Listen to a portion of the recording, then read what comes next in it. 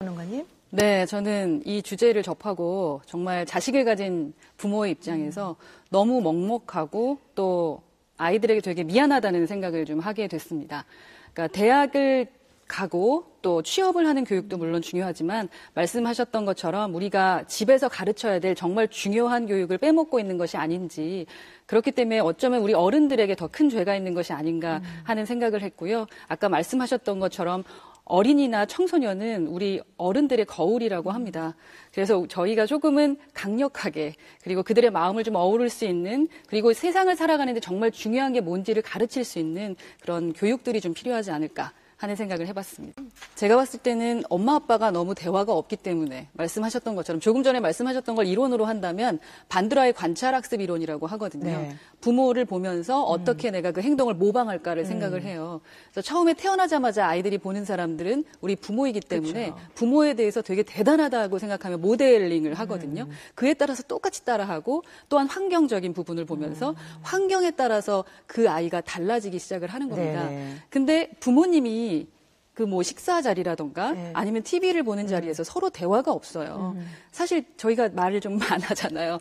그 모습을 보니까 나도 그걸 학습하게 되는 거죠. 그리고 예를 들어 막 어머니가 아버지한테 막 수다를 떱니다. 오늘 이런 일이 있었고 저런 일이 있었고. 네. 그런데 아버님이 화를 내시는 걸 본 거예요. 왜 이렇게 수다스럽냐고. 그럼 그걸 보고 똑같이 아이는 말을 안 하는 게, 그래서 우리 남자아이들은 말을 하지 않는 것이 정말로 사내다운 거다라고 자꾸 가르치면서 하기 때문에 더욱이 더 그 대화가 단절되고 있는 것이 아닌가 하는 생각이 듭니다. 정말 동의하는 게 앞에서도 상당히 중요하고, 예를 들어 전화 통화를 했어요, 선생님하고. 전화 통화를 하면 그때는 막 착한 척하고 이제 받으셨다가 끊고 나서 선생님이 욕하는 분들 계시거든요. 그 모습을 보고 똑같이 하는 겁니다, 우리 아이들이. 예. 그래서 그런 부분을 정말 유의하셔야 될 것 같고요. 네네네. 제가 학생 때문에, 우리 아이 때문에 이제 선생님을 만나뵈서 상담을 하는데 저희 아이 예의 바르게 좀 키워주세요라고 했더니 선생님이 깜짝 놀래요. 네네. 어떻게 공부에 대한 얘기를 안 하고 그런 말씀을 하시냐고. 그런 말씀을 하시는 부모님을 처음 뵀다고 말씀을 하시더라고요.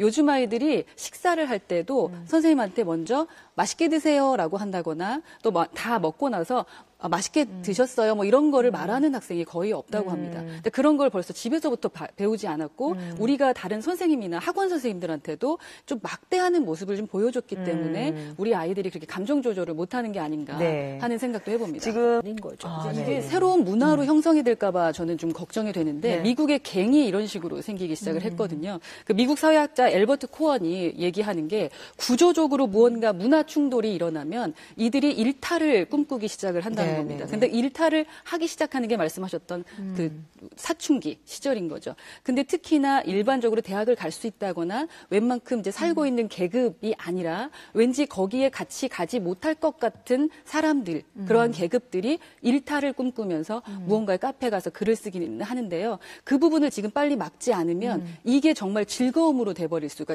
있는데, 대학을 가는 목표로 하다 보니까 아이들이 지쳐버리는 것 같고, 또 제가 학교에서 아이들을 가르치고 있는데 대학에 가보면 학점 가지고 어머니가 여쭤볼 때가 있고요. 대학생 어머님이요? 네, 대학생 어머니가. 또 회사에서도 인사과에 왜 우리 아이가 마케팅팀에 못 갔느냐라고 전화를 해오는 부모님들이 계실 정도입니다. 심각하네요. 예, 아주 심각한 부분이죠. 그러니까 왜 우리가 공부를 해야 되는지를 제대로 알려주는 게 필요할 것 같아요. 아까 말씀을 듣다 보니까 그런 거 있지 않습니까? 늙으면 죽어야 돼. 이런 말들 정말 조심하셔야 될 것 같아요. 그리고 저도 이제 이야기 나누다가 이제 사회생활을 여자가 하기 힘드니까, 여자가 하기 힘든 걸 남편하고 막 얘기를 하고 있으니까 저희 딸이, 엄마, 난 초등학생이라서도 차별을 받는데 여자이니까 또 차별받아야 돼? 이런 얘기를 하더라고요. 그러니까 이 아이가 이걸 듣고 있구나라는 생각을 했어요.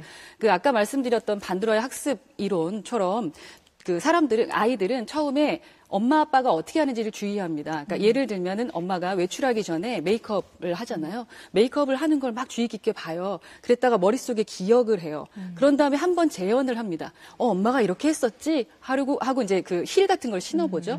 근데 어른들이 웃어준다거나 칭찬을 해주면은 이게 좋은 거구나라고 생각하면서 네. 그걸 또 반복하게 되면서 그게 내게 돼버리는 경우가 있습니다. 자, 그러면 지금 말씀하신 그 중요한 게 이제 이 모든 것들이 이루어지지 않으려면 밥상머리에서 교육이 좀 돼야 되는데 그 밥상머리에서 교육이 너무 어려운 것이 아니라 그 엄격한 거 저는 인사라도 좀 제대로 하게 해야 된다고 생각하거든요.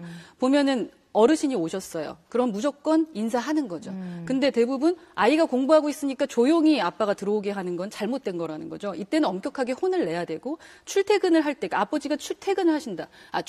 그럼 또 인사해야 되고 식사하기 전에 맛있게 먹겠습니다. 그리고 맛있게 먹었습니다라는 인사부터 가르치는 거. 기본으로 돌아가는 것. 그것이 필요할 것 같아요. 네, 누가 뭐라 그래도 생애 최초로 우리 아이들이 존경하는 사람은 부모입니다. 그래서 우리 스스로가 좀 모범이 되고 또 엄격할 때는 아주 엄격하게 아이들을 훈육시킬 수 있는 것이 필요하고 또한 미디어에서도 시청률이라던가 아니면 어떤 구독률이 중요하겠지만 그보다 더 중요한 책임감을 가져야 된다는 것도 잊지 마시고 나라에서도 그러한 지원이 좀 필요하지 않을까 하는 생각을 합니다.